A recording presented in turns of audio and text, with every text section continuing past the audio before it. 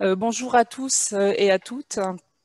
Je suis ravie de pouvoir introduire ce premier séminaire de la saison 2020-2021 ici à l'École française d'Athènes, malgré la situation actuelle qui, comme vous le voyez, nous oblige à quelques adaptations.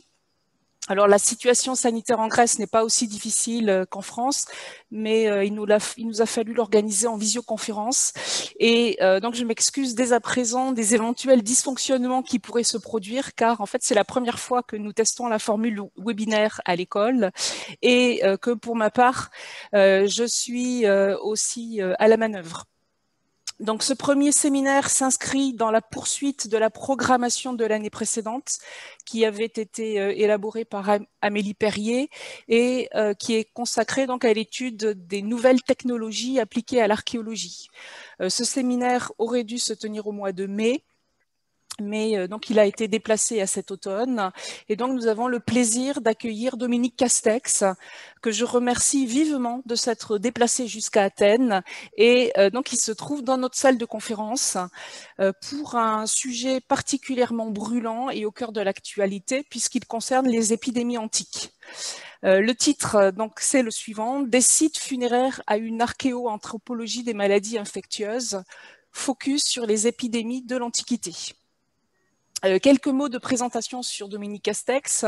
Donc, elle est directrice de recherche au CNRS, rattachée à l'UMR PACEA de Bordeaux, où, comme vous le savez sans doute, s'est développé un grand centre d'études de l'archéologie funéraire, autour notamment de la personnalité de Henri Dudet, mais centre qui compte aussi d'autres chercheurs, dont Dominique Castex.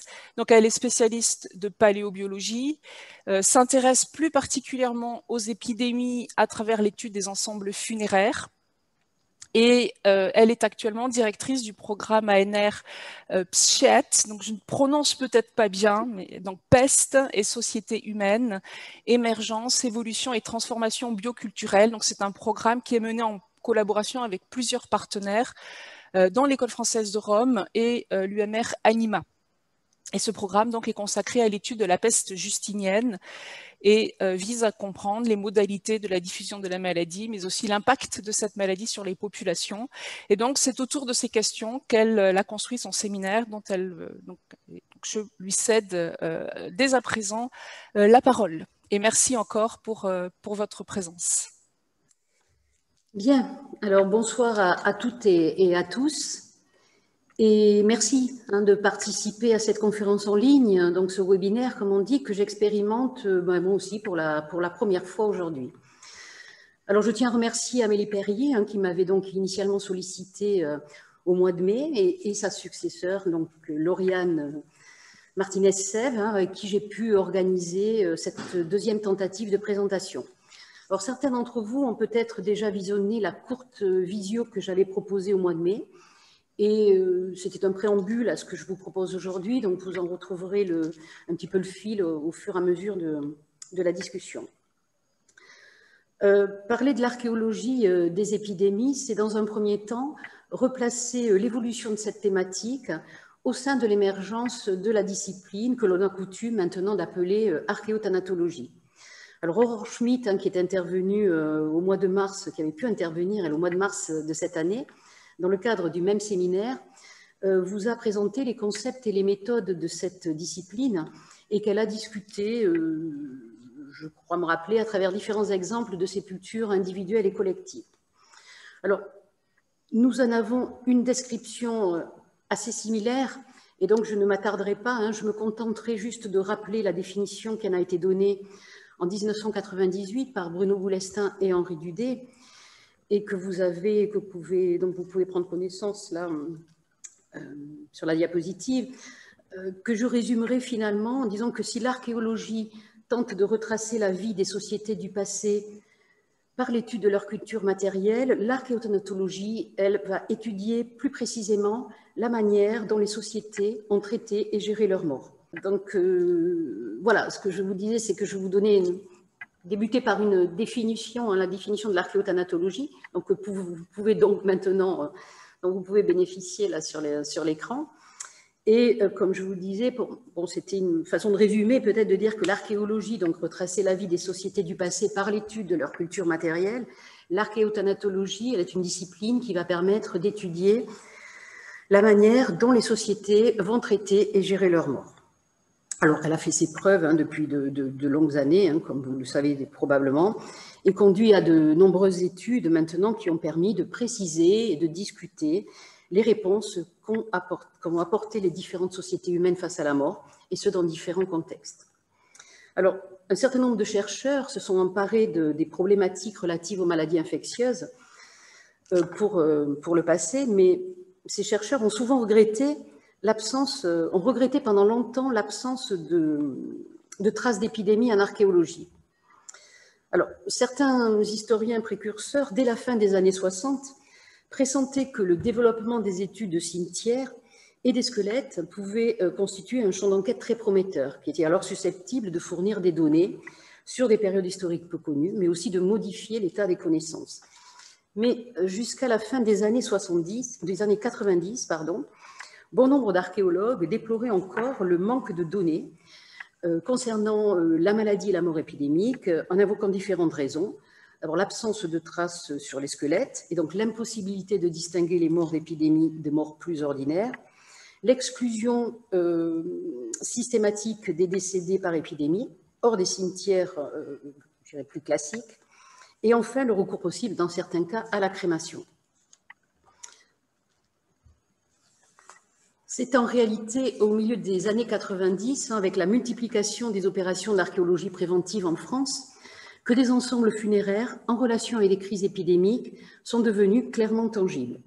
Il a pu être démontré que dans des situations de crise de mortalité, l'inhumation d'un nombre important de cadavres dans un temps bref allait entraîner bien souvent la constitution de sépultures particulières, des sépultures à dépôt simultané, qu'on appelle encore des sépultures multiples, car renfermant plusieurs individus. Et vous avez sur la diapositive quelques illustrations qui vous montrent des exemples de sépultures multiples, des plus simples aux plus complexes, voire des plus complexes, mais ça nous en parlerons un petit peu plus tard.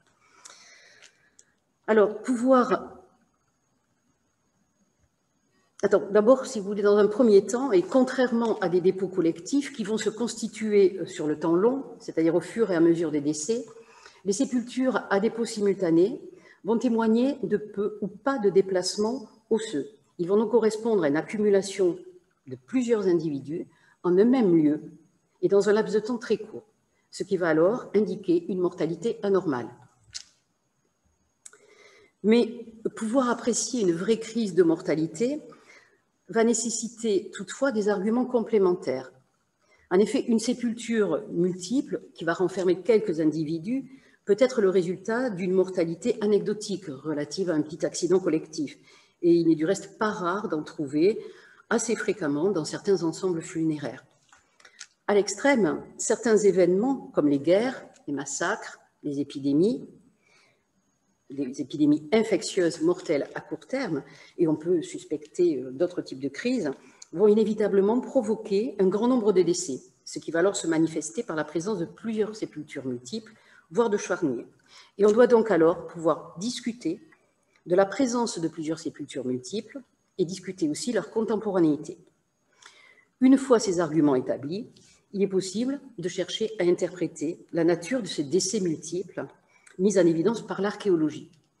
Et là, bien évidemment, les datations absolues vont être une priorité qui vont conditionner les recherches. Le recours aux sources écrites semble une évidence pour les périodes les plus récentes. Et ce fut le cas, par exemple, pour le cimetière des Fédons, daté du XVe siècle, qui, outre la présence de sépultures clairement identifiées comme multiples, et qui sont représentées sur la diapositive par des petites étoiles vertes, et un grand nombre de sépultures dans le cimetière, comme vous pouvez le remarquer, eh bien, plusieurs documents d'archives ont permis d'attester qu'il s'agissait d'un cimetière dépendant d'une infirmerie de peste.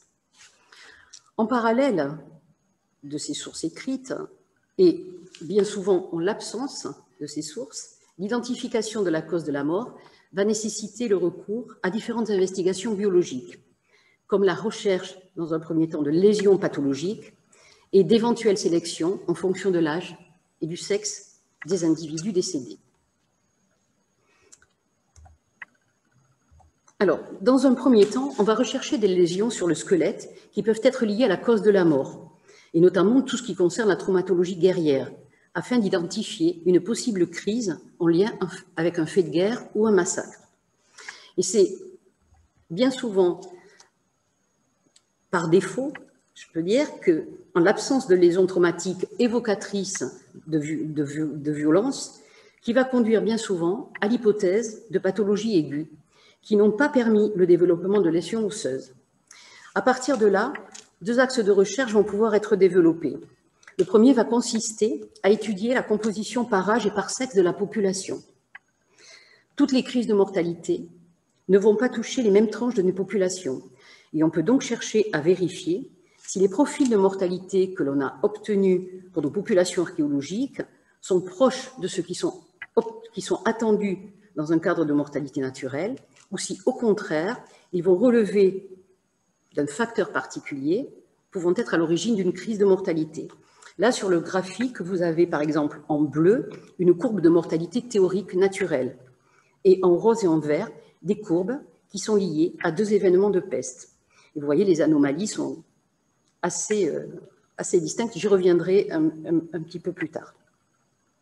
Un deuxième axe de recherche concerne la mise en œuvre de méthodes en paléobiochimie moléculaire, et ce de manière à tenter d'accéder au matériel génétique ancien en amplifiant de l'ADN pathogène.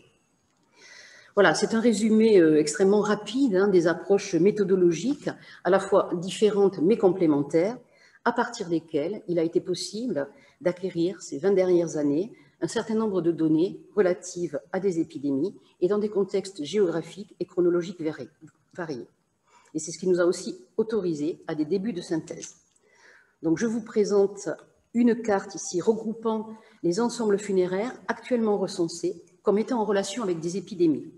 Alors, les contextes de mortalité sont pour certains clairement attestés par des sources historiques et ou par des résultats d'analyse d'ADN pathogène. Et plus de la moitié, comme vous le voyez, se situe sur le territoire français et probablement en raison d'un grand nombre d'opérations archéologiques préventives qui y sont régulièrement menées. Alors, les synthèses que nous pouvons proposer actuellement sont limitées pour l'instant à l'Europe occidentale, là tout dessus, et elles concernent uniquement les épidémies de peste et essentiellement la deuxième pandémie. Elles ne prennent en compte que les sites les mieux documentés. Ces synthèses portent à la fois sur les comportements funéraires en temps d'épidémie, sur l'impact démographique de la peste et l'état de santé des individus, ainsi que les recherches menées sur les agents pathogènes. Alors, un tout petit rappel. On distingue classiquement trois grandes étapes dans l'histoire de la peste. La première pandémie, qui est dite peste justinienne, qui a affecté l'Europe entre le 6e et le 8e siècle. La deuxième pandémie, avec en premier les années particulièrement meurtrières de peste noire, et qui a été ensuite responsable des vagues épidémiques récurrentes plus localisées durant le bas Moyen-Âge et la période moderne. Et enfin, la troisième pandémie, qui s'est déclarée à la fin du 19e siècle et a essaimé à l'échelle mondiale, mais qui a été rapidement contenue. Alors, contrairement aux sources iconographiques qui offrent bien souvent un regard assez spectaculaire sur la mort épidémique, les sources archéologiques nous montrent davantage de diversité et permettent de proposer une lecture diachronique du traitement funéraire en temps d'épidémie. Une première synthèse sur ce sujet a révélé des modifications progressives des usages sépulcraux au cours de la deuxième pandémie de peste. Elles sont marquées par une simplification des pratiques d'inhumation, une rationalisation croissante de l'espace sépulcral, le passage progressif d'une inhumation en terre consacrée en des lieux dédiés, de type infirmerie et hôpitaux, et enfin, l'adoption graduelle de certaines pratiques à visée prophylactique. Étant donné l'importance de la mortalité associée à la deuxième pandémie, on dispose d'une assez riche documentation textuelle, ce qui nous a permis d'obtenir un certain nombre d'informations sur la conception qu'ont eu les populations médiévales et modernes de la maladie. Et on a pu démontrer une cohérence chronologique entre cette évolution des modalités funéraires et celle des connaissances médicales. Le traitement des cadavres des pestiférés, le soin manifeste qui apportait au dépôt des corps en temps d'épidémie est progressivement abandonné au profit d'inhumations actives, moins contrôlées, car dépendante d'une peur grandissante de la contagion.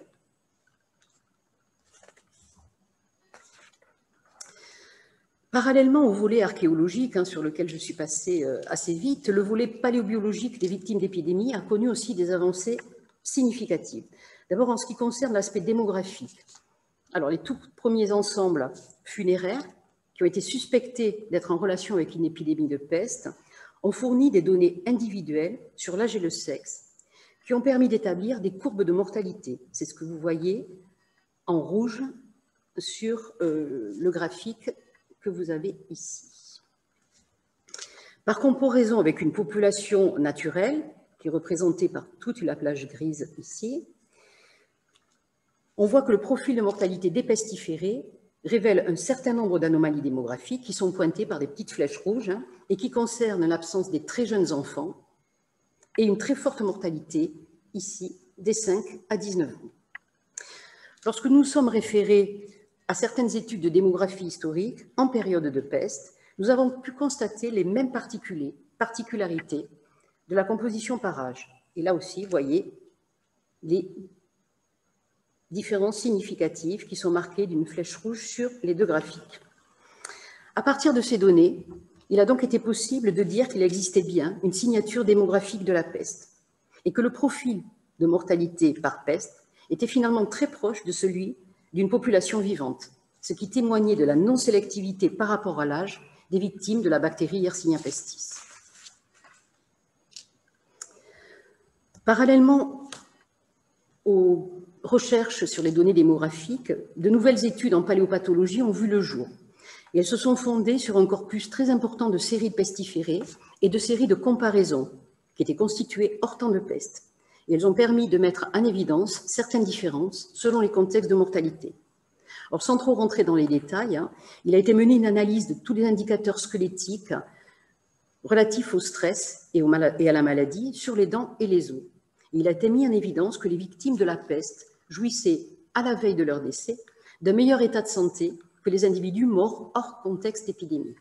Donc, en complément de celles qui étaient obtenues pour l'âge et le sexe, ces données ont permis de conclure que les épidémies de peste de la fin du Moyen-Âge et du début de l'époque moderne furent à l'origine d'une mortalité non sélective. Alors, pour clore le panorama des investigations biologiques, je tiens à rappeler l'essor considérable qu'ont connu les études en paléomicrobiologie et en particulier pour la peste. La recherche d'ADN pathogène, je le rappelle, s'effectue au niveau de la pulpe dentaire des squelettes. C'est un tissu conjonctif qui est très richement vascularisé au cours de la vie et qui est considéré donc comme un matériau très fiable, car protégé de la contamination du milieu environnant par l'émail dentaire. Donc, à la suite des premiers travaux de la fin des années 90, l'identification de l'ADN de Yersinia pestis dans les restes humains anciens a permis dans un premier temps de proposer toute une restitution de l'histoire évolutive de ce pathogène. Puis, grâce à l'essor de la paléogénomique, la possibilité de séquencer de l'ADN complet, il a été possible de comprendre les mutations que ce bacille avait connues. Et des liens ont pu alors être mis en évidence entre la peste noire et les pestes modernes, de même qu'a été précisé le point d'entrée de la bactérie par l'Europe de l'Est. Des recherches ont également été menées sur des sites relatifs à la peste justinienne, qui suggèrent que la souche de Yersinia pestis responsable de cette peste justinienne serait originaire d'Asie, comme celle du reste qui causa les pandémies ultérieures. Et une étude récente a fourni les preuves de la présence de plusieurs souches distinctes de Yersinia pestis en Europe au cours des 5e, 6e et 7e siècles, distinctes d'un point de vue génétique, en tout cas de toutes celles qui sont connues actuellement. Enfin, les plus anciennes preuves directes d'ADN ancien de la bactérie ont été identifiées pour l'Asie et l'Europe entre 2800 et 5000 avant Jésus-Christ, ce qui tendrait à prouver que la peste était endémique dans les populations humaines d'Eurasie au moins 3000 ans avant les pandémies historiquement connues. Certains travaux ont quand même aussi permis l'identification d'autres agents pathogènes, tels que l'agent de la fièvre typhoïde ou l'agent du typhus. Alors, vous voyez que les avancées les plus importantes à ce jour concernent quand même les épidémies de peste. Cela devient presque même, je dirais, de la routine maintenant. Et on pourra en rediscuter pour ceux que ça intéresse, mais cela tient au fait finalement que l'ADN de la Yersinia pestis est moins fragile que pour d'autres agents infectieux et donc plus facile à extraire. Donc, bon, la paléogénomique est un domaine en constante évolution et des travaux actuels visent maintenant à identifier des virus ARN. Alors, pour terminer sur l'histoire de la seconde pandémie en Europe, les perspectives sont actuellement très nombreuses, puisqu'il y a de nombreux sites qui ont été découverts encore assez récemment et qui sont relativement bien documentés et tous bien datés. Et donc, ces données devraient permettre à court terme de compléter celles qui ont déjà été acquises, dont je viens de vous présenter une brève synthèse, et aussi de s'ouvrir à d'autres pays. Alors, il était tout à fait naturel d'approfondir ces premiers résultats, et Madame Sèvres vous en a rapidement parlé tout à l'heure. Il a été donc monté un projet ANR, dont l'acronyme est PSHIT, voilà, et qui vient de débuter, qui associe plusieurs chercheurs français et étrangers, et qui a donc pour champ de réflexion les épidémies de peste anciennes exploitées à partir des archives textuelles, archéologiques et biologiques, et issues de plusieurs sites funéraires européens. Vous voyez la liste des partenaires principaux qui apparaissent, que j'en reparlerai un petit peu plus tard. Alors, pour les pestes justiniennes, il existe actuellement plusieurs sites vraiment prometteurs en termes d'exploitation et pour lesquels la cause des décès a déjà pu être authentifiée par les méthodes de la paléobiochimie moléculaire. Alors, c'est ceux qui apparaissent, j'espère que l'image est à peu près claire, c'est ceux qui apparaissent surlignés en vert dans le tableau. Et c'est ceux qui sont sans aucun doute attribués à la peste justinienne en raison de la détection du bacille Yersinia pestis. Nous avons en tout 12 sites qui sont dispersés en Europe. Et ceux qui apparaissent en orange sont suspectés sur la base de faits archéologiques et aussi de la chronologie. Les autres seront à vérifier. Donc pour la plupart, ces sites n'ont fait l'objet que de travaux isolés, qui visaient le plus souvent uniquement une tentative de caractérisation des agents pathogènes. Et tout un pan de la recherche reste donc à construire. Et dans la prolongation de ce qui a été fait donc, pour les pestes plus récentes, ce que je viens de vous présenter, eh bien, certains de ces sites vont faire l'objet d'une synthèse dans le cadre d'un contrat doctoral qui est donc lié au projet et qui vient juste de débuter. Alors, ce projet va aussi s'intéresser aux épidémies antiques. Alors, des sites pour lesquels j'ai ciblé volontairement la chronologie entre le 1er et le 5e siècle après Jésus-Christ, tout simplement en raison de la documentation archéologique dont on dispose actuellement.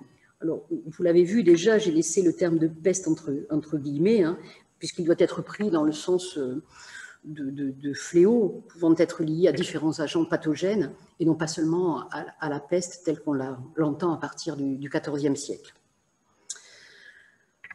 Alors, contrairement aux périodes précédentes, vous voyez que les ensembles funéraires actuellement exploitables pour l'Antiquité, en tout cas ceux que je connais le mieux, peut-être y en a-t-il d'autres, cet effectif d'ensemble funéraire est assez limité.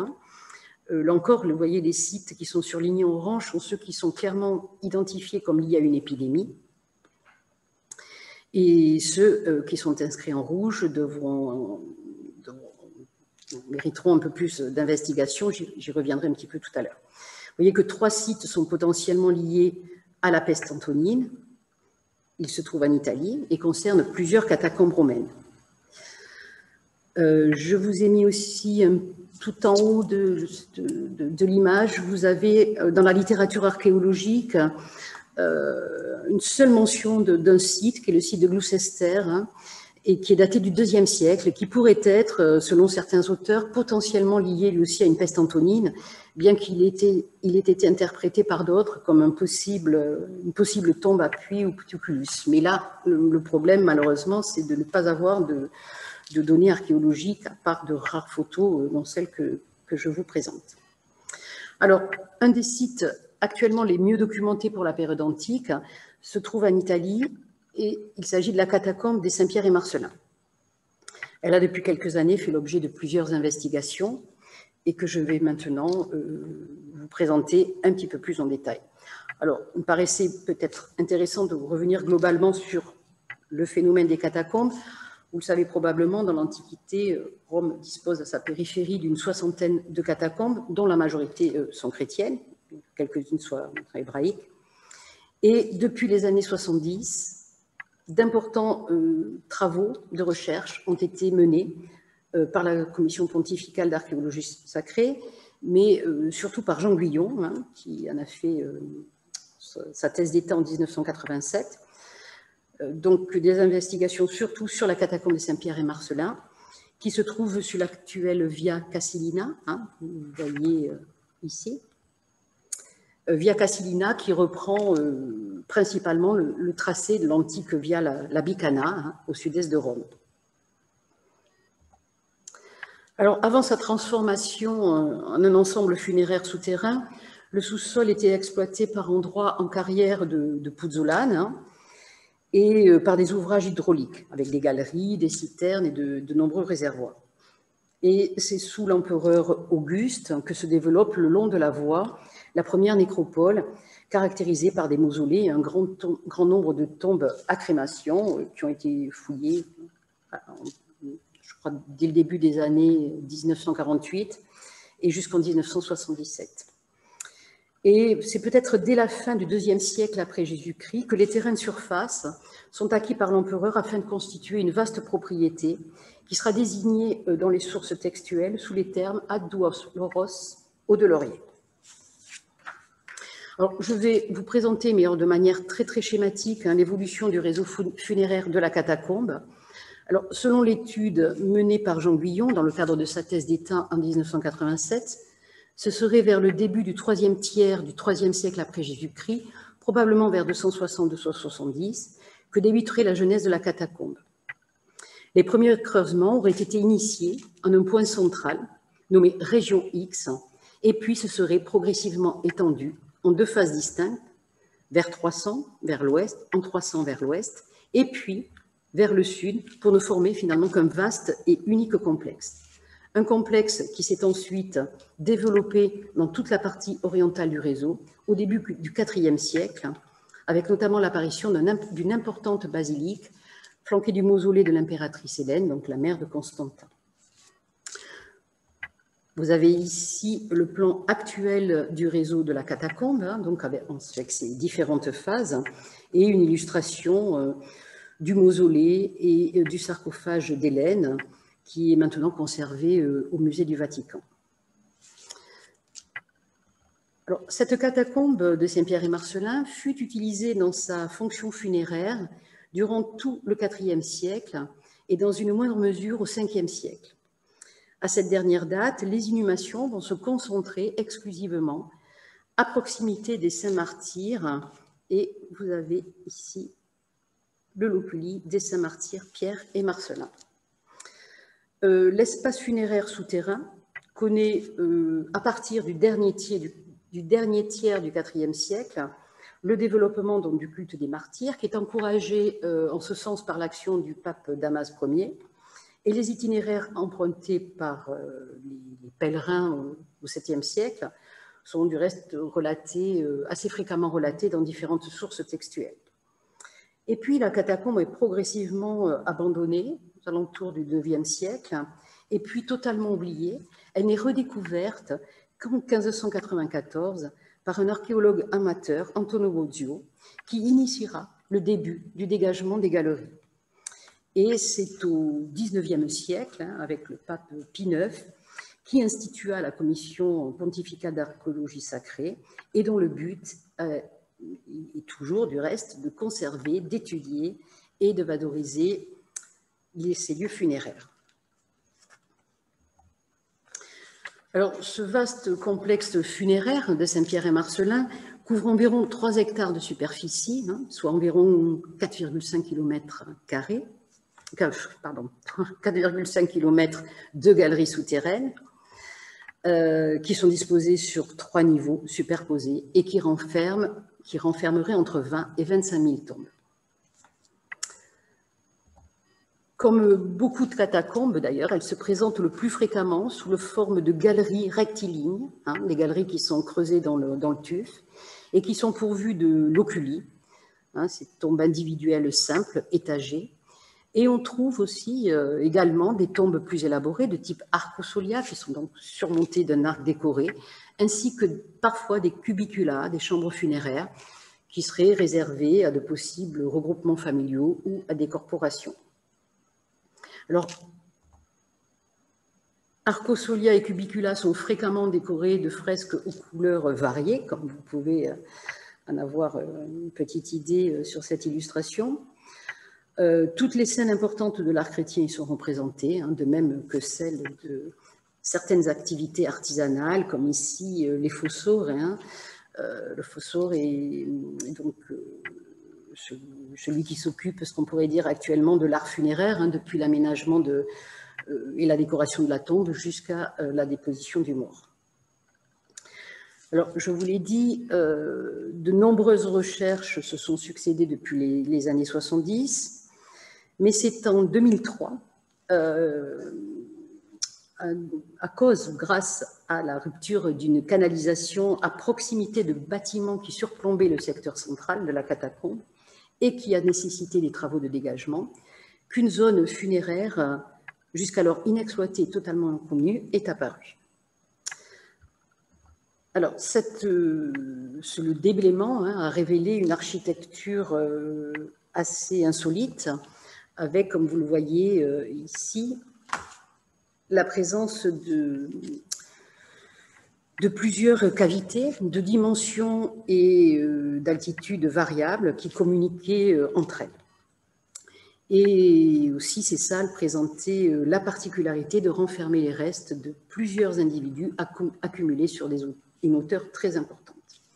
Alors, les restes d'une peinture murale du Haut Moyen-Âge scellaient le couloir d'accès à l'un de ces ensembles, et en raison de certains détails iconographiques, la Commission pontificale d'archéologie sacrée a émis l'hypothèse de tombes de martyrs chrétiens.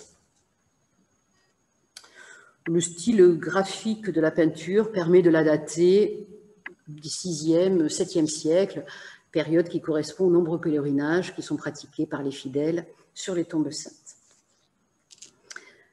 Alors, à la suite d'une toute première investigation en 2004 de ces secteurs, investigation qui a été menée par une équipe italienne, plusieurs missions de fouilles se sont succédées de 2005 à 2010 grâce à un partenariat multi-institutionnel regroupant, outre la Commission pontificale et le CNRS, l'INRAP, la Maison des sciences de l'homme d'Aquitaine et l'École française de Rome.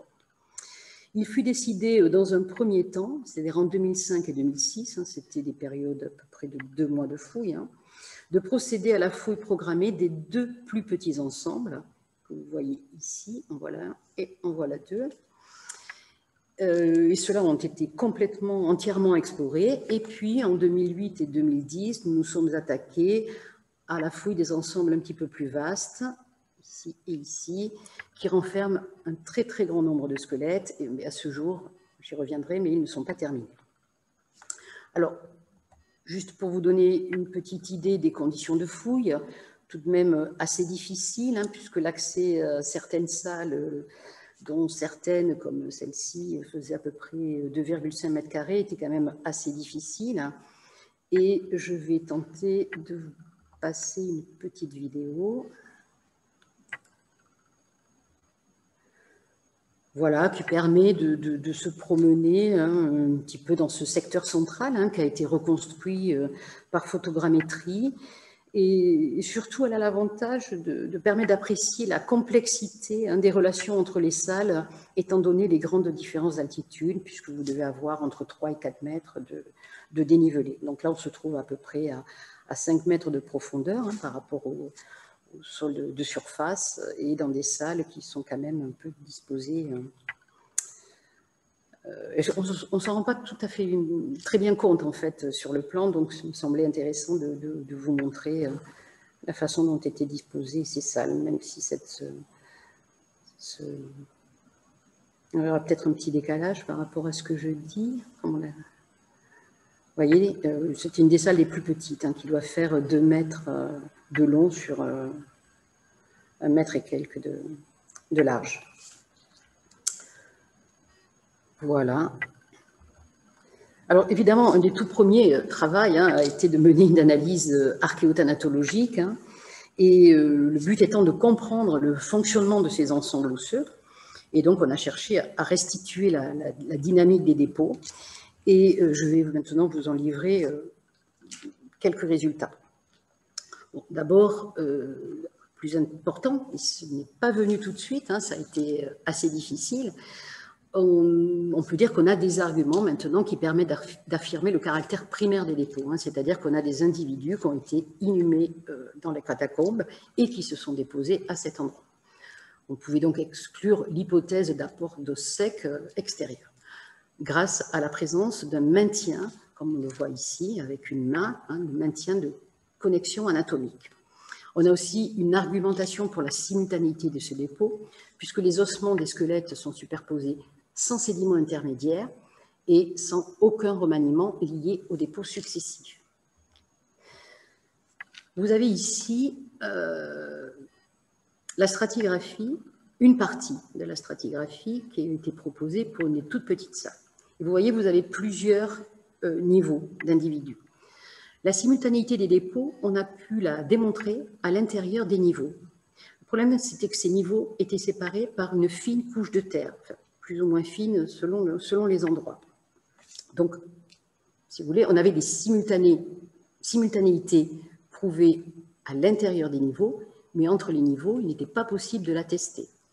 En plus, les observations étaient quand même très limitées, vous en avez peut-être rendu compte, par un très mauvais état de conservation des ossements. Et il y avait aussi, et nous y reviendrons, parfois, pas pour tous les individus, mais une séparation physique des corps, et notamment par du plâtre. Vous voyez ici une gangue de plâtre. Donc, en dehors des arguments archéothanatologiques classiques, il a fallu travailler et recourir à des arguments alternatifs. Je vais vous présenter certains. Un des premiers, c'est la gestion des corps. C'est-à-dire qu'on a une rationalisation. Alors, je préfère vous montrer des squelettes schématisés plutôt que des photos, parce que l'état de conservation des ossements, et surtout que là, on était vraiment dans les tout premiers niveaux, ne sont pas toujours très, très parlantes. Donc, vous voyez qu'on peut, en observant cette organisation des corps, se rendre compte qu'il y a une rationalisation de l'espace qui est tout à fait similaire à celle que l'on connaît aussi pour d'autres sépultures multiples. Et on voit qu'il y a une organisation des individus qui sont inhumés tête bêche, avec des sujets les plus jeunes, des sujets immatures, qui sont assez systématiquement déposés dans les espaces vides entre les corps d'adultes. Un autre argument alternatif qui est apparu, qui a été développé dans le cadre d'une thèse, c'est le contexte des dépôts, puisqu'on s'est rendu compte très vite, si vous voulez, que le volume total qui était occupé par les corps excédait largement l'espace disponible dans les salles sépulcrales. Ce qui s'opposait donc à une stricte simultanéité de tous les dépôts.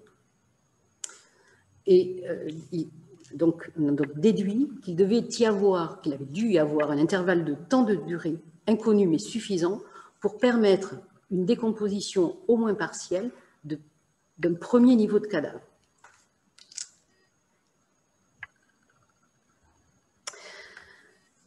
On a aussi recouru à un autre argument alternatif en observant l'évolution taphonomique des strates de cadavres, et notamment l'effet de cuvette pour certains niveaux, avec des inflexions de squelettes, c'est-à-dire des mouvements osseux qui allaient à l'encontre des capacités physiologiques de flexion des articulations, ce qui suggérait un effet de soutirage et donc permettait d'argumenter pour une décomposition synchrone des corps qui appartenaient à plusieurs niveaux.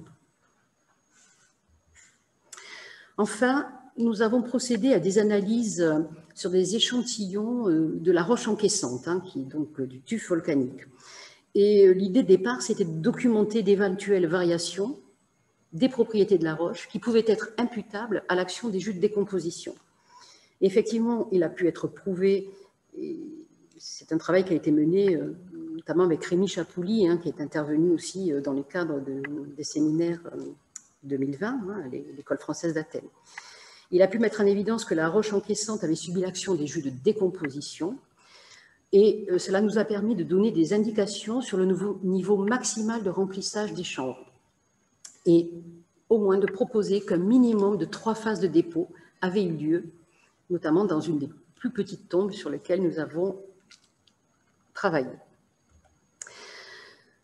Ce qui est intéressant aussi, c'est de voir que les données biologiques pouvaient aussi constituer un argument alternatif, parce que si vous regardez ce graphique, vous voyez que les individus immatures sont représentés différemment selon les niveaux.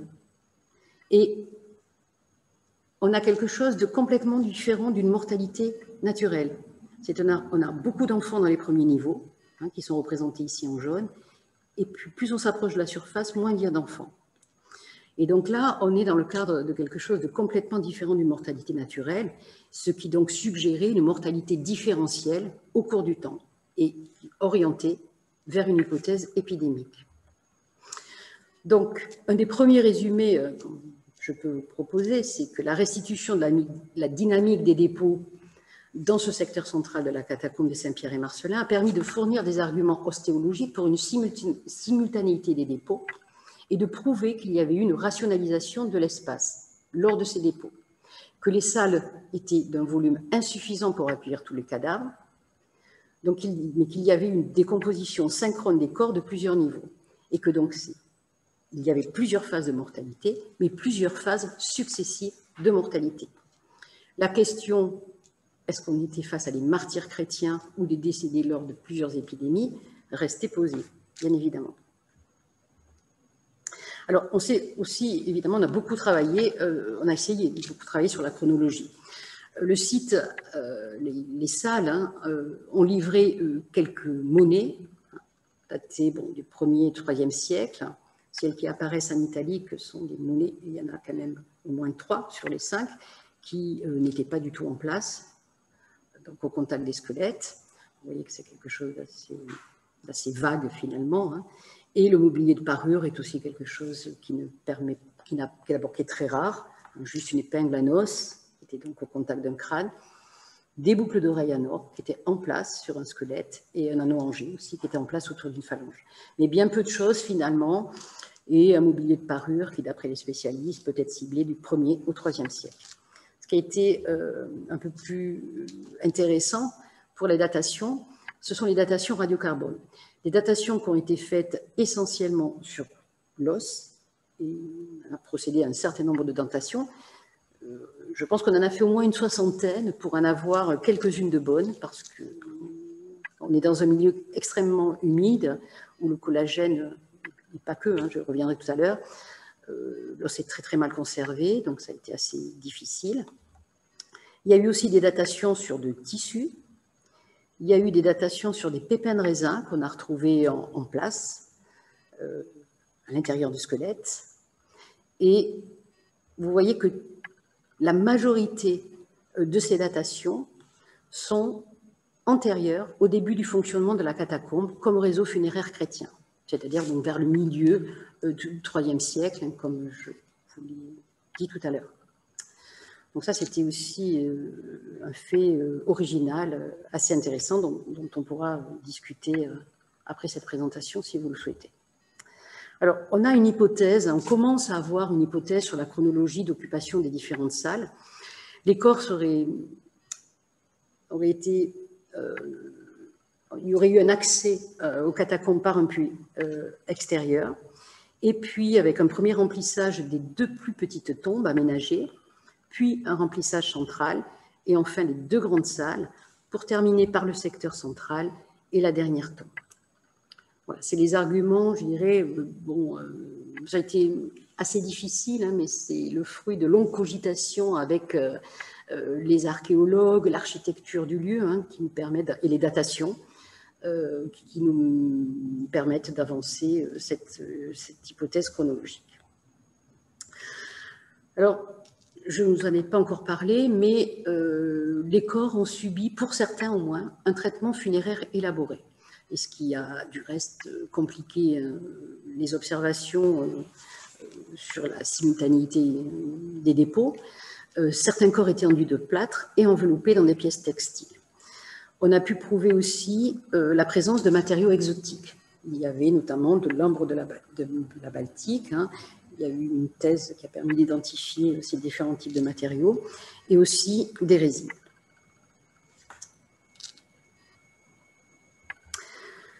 Donc, si l'on discute du traitement des cadavres hein, dans ce secteur central de la catacombe, eh bien, quelle interprétation on peut donner? On peut dire qu'on a un traitement funéraire qui est quand même relativement élaboré et qui peut-être est en relation avec un statut social élevé. La question qu'on peut se poser aussi, c'est est-ce qu'il est en relation avec le contexte des décès? Mais le plâtre, en tout cas, n'a pas de vertu prophylactique réellement connue dans l'Antiquité. La présence d'encens peut être aussi discutée comme un moyen hein, de chasser les mauvaises odeurs. Et l'ambre, on le sait, mais pour des périodes peut-être plus récentes, je ne sais pas, est utilisé pour ses vertus prophylactiques. Mais quelle relation peut-on donner avec l'identité des défunts? Alors, actuellement, on a à peu près exhumé 500 individus. Et je vous l'ai dit au départ, les 2 petites salles ont été ici entièrement fouillées. Les plus grandes ne sont pas terminées. Donc 500 individus qui ont été étudiés malgré le caractère extrêmement indigent des ossements. Hein. Ce qu'on peut dire, c'est qu'aucune lésion pathologique relative à des violences n'a pu être observée. Ce qui, bon, effectivement, tente à écarter hein, l'hypothèse de martyrs chrétiens et nous oriente plutôt, comme on l'a vu tout à l'heure, vers l'hypothèse d'une épidémie. Pour l'âge et le sexe des individus, c'est un petit peu plus compliqué parce que, évidemment, le sexe des individus ne peut être fourni qu'à partir de l'étude du bassin et les ossements sont extrêmement mal conservés, sauf dans un secteur où, et là, on reste quand même sur un fait étonnant, il y a une majorité de sujets féminins, puisque là, on a un taux de masculinité qui est de 27%, qui est extrêmement bas, puisque pour une population naturelle, il devrait être d'environ 50%. Et on a, sur toutes les salles confondues, un très, très net déficit des sujets les plus jeunes.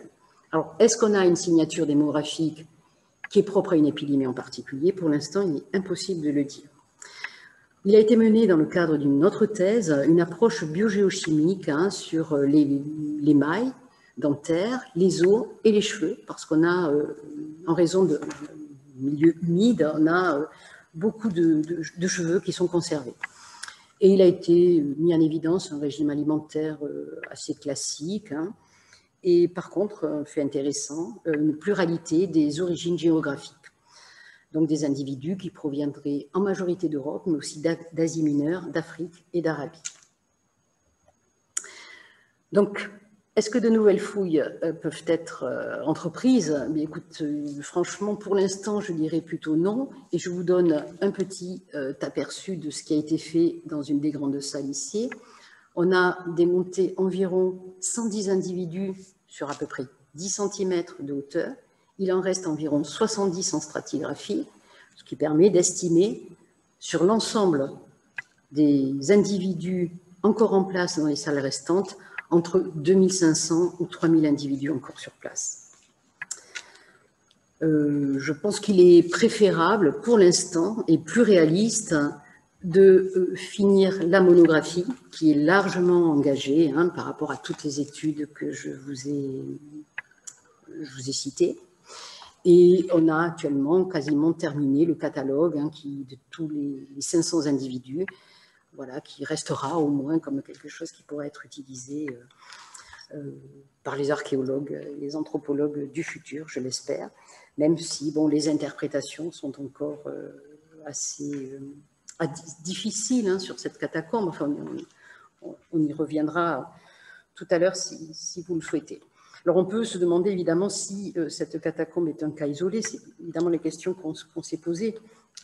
Et a priori, il ne semble pas parce que l'acquisition de données bibliographiques hein, relatives à d'autres contextes similaires nous a amené à nous intéresser à 2 autres catacombes. Ah, pardon, alors j'avais oublié une synthèse des résultats. Alors, je reprends rapidement hein, pour le Saint-Pierre et Marcellin.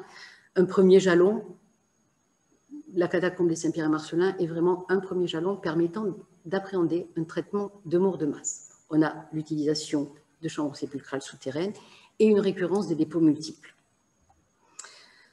La question est que peut-être il s'agit d'un lieu dédié à une communauté étrangère aisée. C'est des informations qui nous sont données par le type de population. Et on peut dire qu'on a des victimes de plusieurs crises épidémiques à Rome au IIe et IIIe siècle. Quant à la nature de l'épidémie, pour l'instant, et malgré de nombreuses tentatives, et probablement en raison d'un milieu très très humide, l'ADN n'est pas conservé, donc nous n'avons aucune idée du pathogène à l'origine de cette crise, ce qui ne veut pas dire qu'il n'existe pas, mais en tout cas pour l'instant, il n'a pas été identifié. Alors, je vais repartir là-dessus. Est-ce que la catacombe est un cas isolé? Eh bien, vraisemblablement non, puisque deux autres catacombes semblent renfermer le même type de dépôt. La première est la catacombe de San Callisto sur la Via Appia. C'est une des plus connues et des plus visitées à Rome. Vous l'avez ici, pas très loin de San Pietro e Marcellino. Et c'est en 1910 que l'archéologue suisse Giuseppe Vilper a mis au jour une séquence stratigraphique qui était composée d'une accumulation de squelettes humains, à la fois similaire, qui était similaire par son organisation à ce que l'on avait à Saint-Pierre et Marcellin. Vous voyez les squelettes en coupe sur les photos d'origine.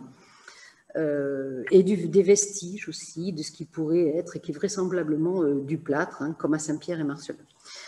Et Giuseppe Vilper avait compris en fait assez vite qu'il était devant quelque chose de particulier, une accumulation de squelettes en connexion, et il a évoqué la possibilité qu'il puisse effectivement s'agir du résultat d'une guerre ou d'une épidémie. Et il a conclu en affirmant qu'il n'avait pas les moyens de comprendre et qu'il préférait laisser cette stratigraphie en place pour les archéologues du futur. Alors, une courte visite sur place nous a permis de confirmer les propos de Vilper, à savoir qu'il s'agissait bien du dépôt dans un espace alors là, extrêmement restreint et sur une hauteur de plus de 2,50 m, de plusieurs squelettes humains très mal conservés, mais en connexion probable.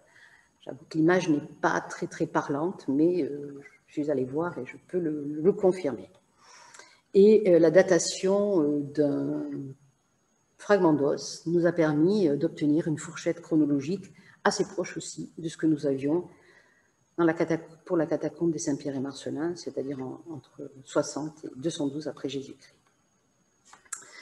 La deuxième catacombe est celle de Cimetière Maius, qui est aussi une vaste catacombe communautaire qui, elle, se situe sur la Via Nomentana, au nord de Rome. Elle a été étudiée dans les années 50 par Umberto Fasola, qui a entrepris l'étude d'une des marches d'accès à ce complexe funéraire souterrain. Et dans ce cas également, mais comme pour San Callisto, finalement, la documentation, il y avait très très peu de documentation disponible. Les fouilles de ce secteur avaient été en partie motivées par la découverte de restes picturaux et épigraphiques aussi, qui semblaient témoigner de la présence d'au moins 2 sépultures de martyrs, et conformément à ce que l'on connaissait par les sources écrites.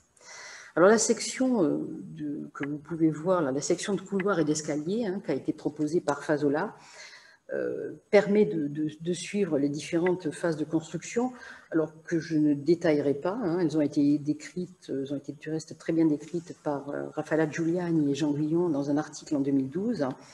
Et je voudrais directement cibler sur un secteur un petit peu particulier qui renferme, comme vous le voyez, enfin on ne le voit pas très très bien forcément sur l'image, mais qui renferme 2 couches de squelettes qui sont visibles dans cette section.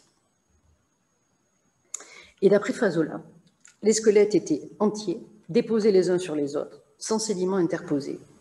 Et lui aussi, comme Villepert, hein, bien plus tôt, mais Fazola, dans son article de 1956, fait état d'une concentration totalement normale qui lui a fait penser aussi à l'effet d'une peste ou d'une guerre. Alors, malheureusement, aujourd'hui, hein, la situation de l'ensemble est est très difficilement déchiffrable, hein, car il semblerait que malgré les détails que nous observons sur cette section, l'ensemble du secteur a été entièrement vidé à une époque inconnue. Et il ne subsiste qu'un grand tas d'ossements, donc plusieurs crânes visibles, mais totalement inaccessibles. Alors, nous avons toutefois tenté de mener un petit sondage manuel. C'était en 2017. J'ai fait ce petit sondage, vous voyez, en vert. Alors, il est en pointillé parce que je ne suis pas encore sûre de repérer très bien l'endroit exact. Voilà, je ne suis pas arrivée à le positionner avec certitude par rapport au plan de Fazola, qui pose un certain nombre de difficultés. Mais plusieurs ossements humains, c'est pour ça que je pense qu'on est vraiment ici, plusieurs ossements humains sont apparus, adultes et immatures, hein, sont apparus dans la partie de la paroi est du sondage. Ils sont presque tous cassés. Ils témoignent vraiment d'un creusement et d'une vidange de tout le secteur. Et voilà, vous avez un petit détail ici. Et là encore, nous avons procédé à une datation qui reste, elle aussi, dans les fourchettes chronologiques que nous avions, à la fois pour Saint-Pierre-et-Marcellin et pour San Callisto. On va peut-être un petit peu accélérer, non, parce que je vois que le temps passe très vite.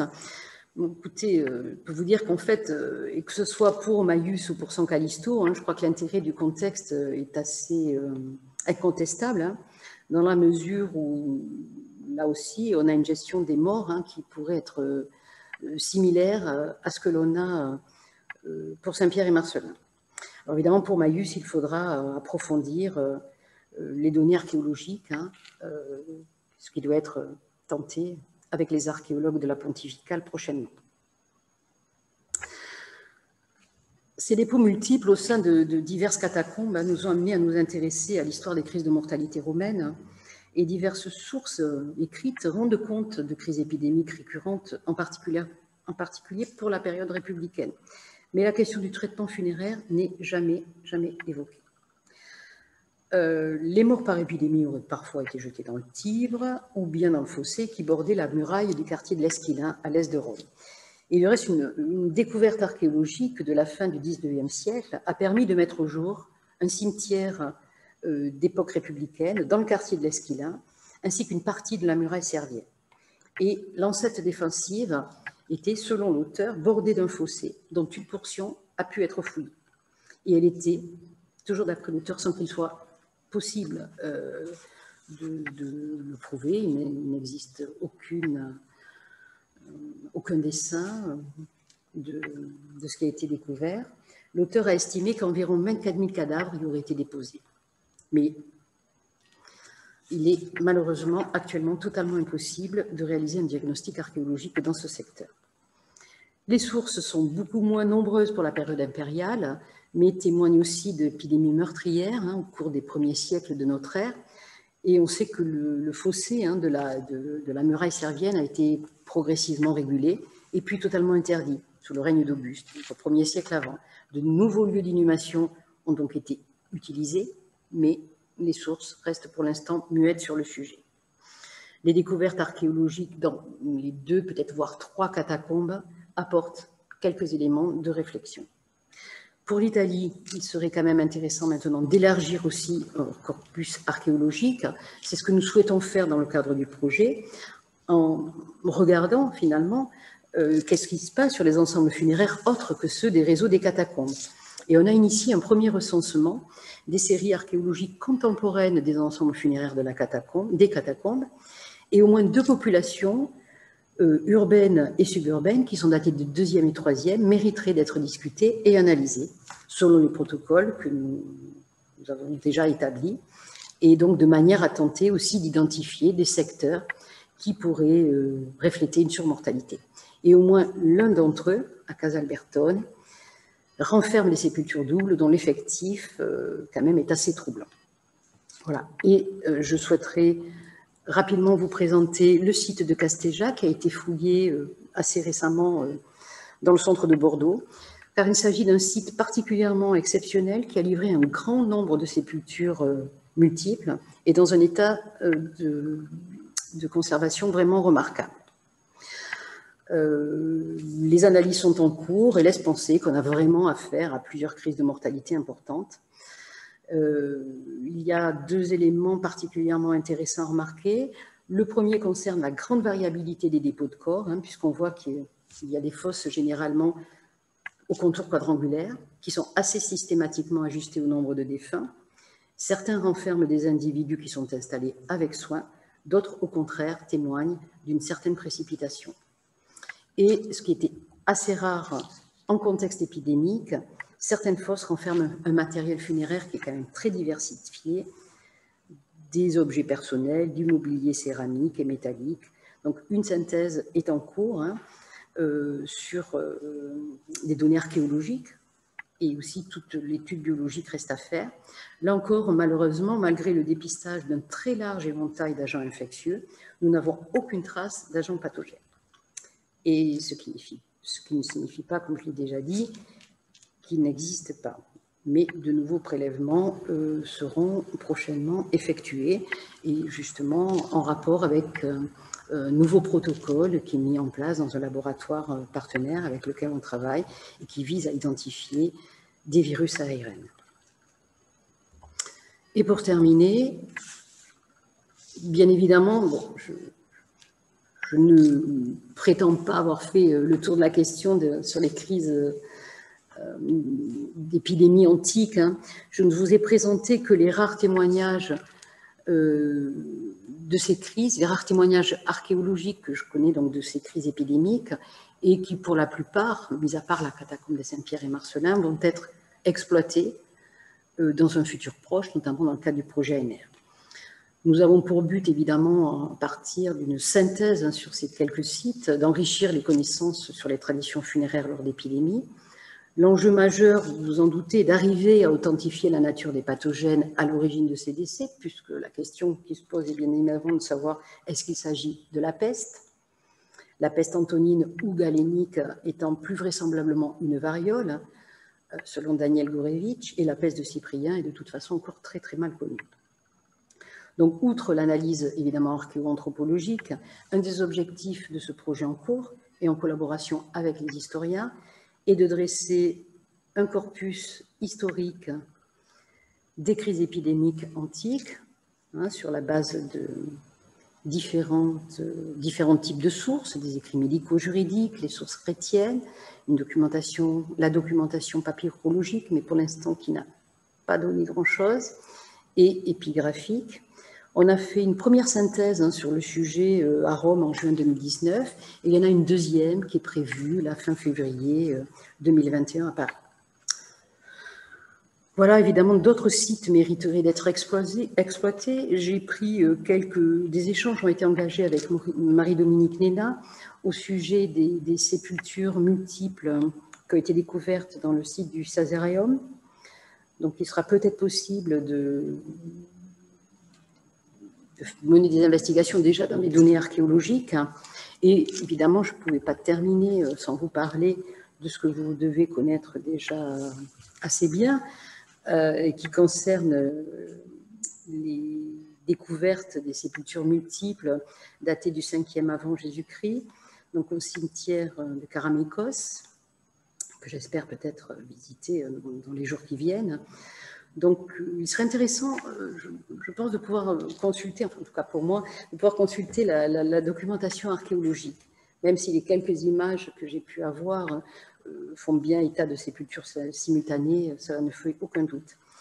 Mais les ossements qui ont été découverts dans ce cimetière ont conduit à des investigations paléobiochimiques. Donc, la fameuse peste d'Athènes serait donc en réalité une fièvre typhoïde, mais il s'avère que cette hypothèse est fortement contestée car les symptômes de la maladie ne correspondent absolument pas à la description de Thucydide, et il y a peut-être en tout cas c'est ce qui a été évoqué, des problèmes de séquençage et de contamination des échantillons. Bon, le rôle du typhus a aussi été mentionné. Voilà, pour terminer là-dessus, évidemment, il y aura peut-être d'autres sites à explorer que je ne connais pas encore, mais que j'espère avoir à discuter dans un futur proche. Je vous remercie vraiment beaucoup pour votre attention, peut-être pour cette présentation un petit peu longue.